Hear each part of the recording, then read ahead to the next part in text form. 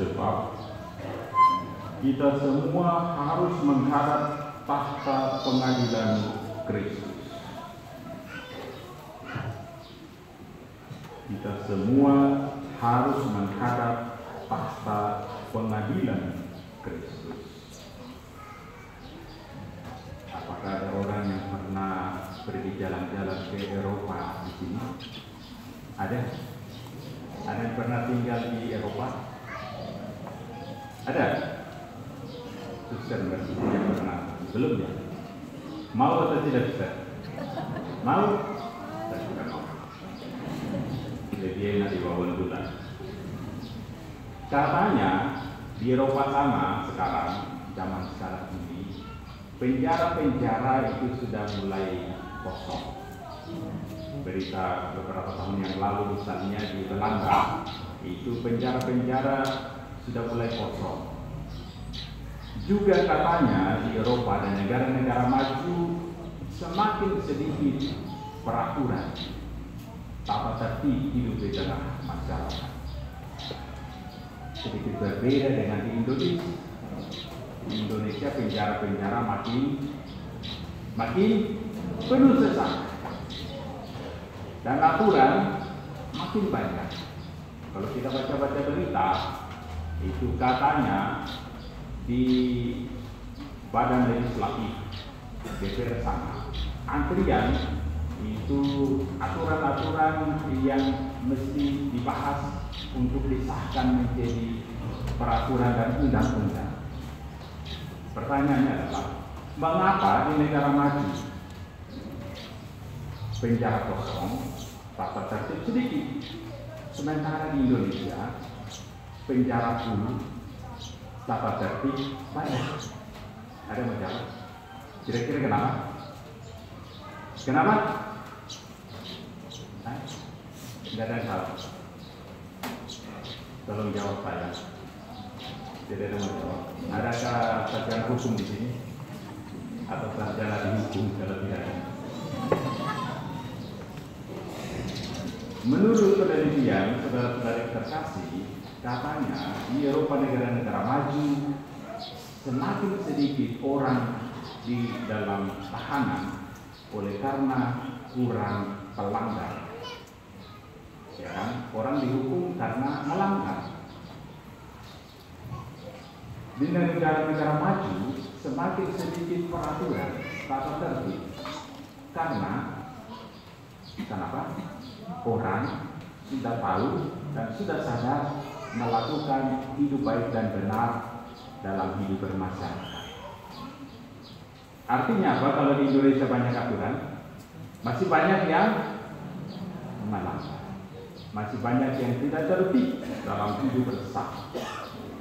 Nah, apa kaitannya dengan kata-kata Santo Paulus dalam bacaan kedua hari ini? Kita semua harus menghadap tahta pengadilan Kristus. Ternyata saudara-saudara terkasih, yang namanya pengadilan tidak hanya berlaku dalam hidup di tengah masyarakat, tetapi juga berlaku di dalam kerajaan Allah. Lalu mari kita mencoba melihat apa dan bagaimana berlangsungnya pengadilan di dalam kerajaan Allah. Santo Paulus dalam bacaan kedua hari ini, saudara-saudara terkasih, mengajak kita bahwa dalam hidup di dunia ini kita memiliki tujuan yang jelas yang disebut oleh Santo Paulus. Dia mengatakan, kami lebih suka beralih dari tubuh ini untuk menetap pada Tuhan. Saya yakin kita semua setuju dengan Santo Paulus. Kita menjalani kehidupan di dunia ini karena ingin pada waktunya nanti kita juga ingin tinggal menetap pada Tuhan di dalam kerajaan surga. Lalu Santo Paulus melanjutkan bagaimana caranya supaya cita-cita dan niat baik ini sungguh-sungguh kita peroleh. Ayat terakhir Santo Paulus mengatakan kata-kata ini.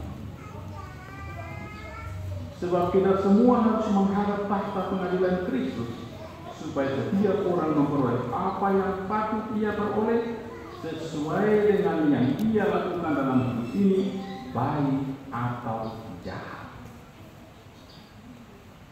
pengadilan kita pada waktu itu adalah dinilai dari apa yang kita lakukan dalam hidup ini, baik atau jahat. Nah, oleh karena itu, tentu Paulus kemudian mengatakan kepada kita bahwa untuk sampai kepada pengadilan yang terakhir itu memang kita harus sabar menjalani kehidupan ini. Kenapa?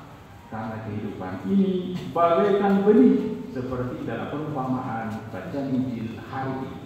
Mulai dari benih ditabur, tumbuh, bertambah besar, bertumbuh lagi, sampai kemudian menghasilkan buah. Dan kalau sudah masak, lalu dituai atau dipanen. Begitulah kehidupan kita di dalam kerajaan Allah, kata Yesus.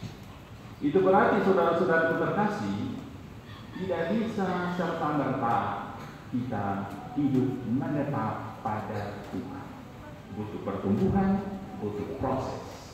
Dan karena itulah, lalu tentu Paulus mengatakan kita mesti senantiasa tabah menjalani proses itu, karena ternyata sebagaimana kita alami, semuanya tidak mudah. Seperti benih, dia harus jatuh ke dalam tanah, kemudian dia mati, habis itu dia bertumbuh, bertunas, bertumbuh lagi, sampai menghasilkan buah dan dipanen.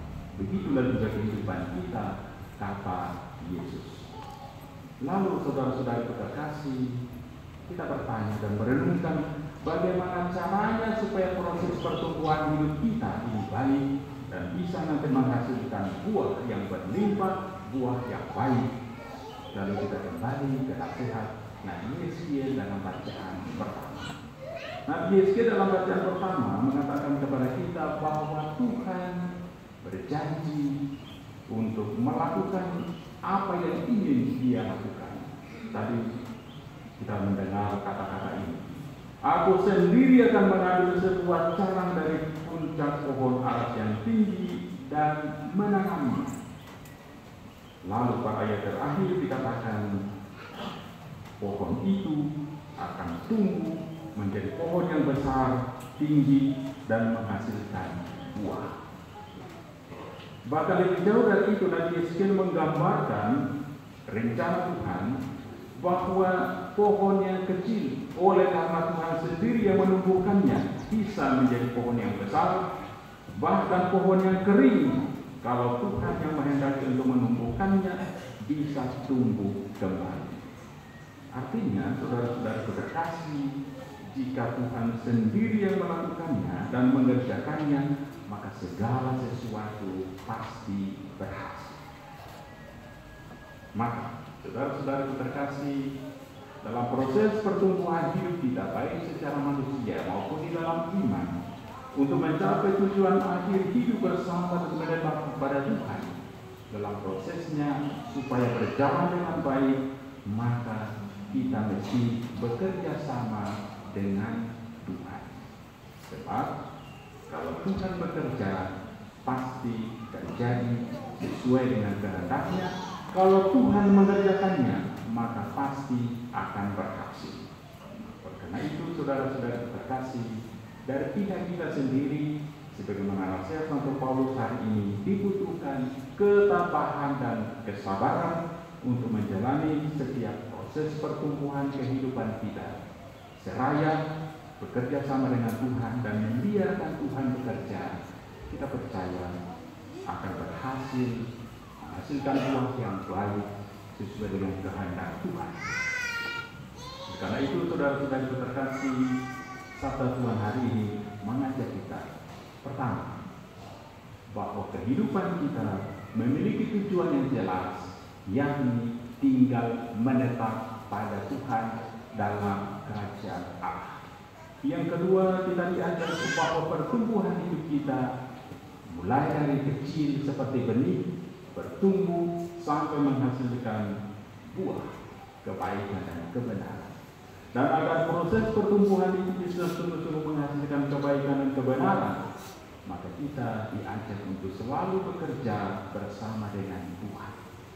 Oleh karena itu, saudara-saudara terkasih, mari kita semakin memperbanyak buah-buah kebaikan dalam kehidupan kita, agar tiba waktunya kita menghadap tahta pengadilan Kristus, timbangan kita yang banyak adalah kebaikan dan tidak ada kejahatan dalam timbangan pengadilan kita nanti.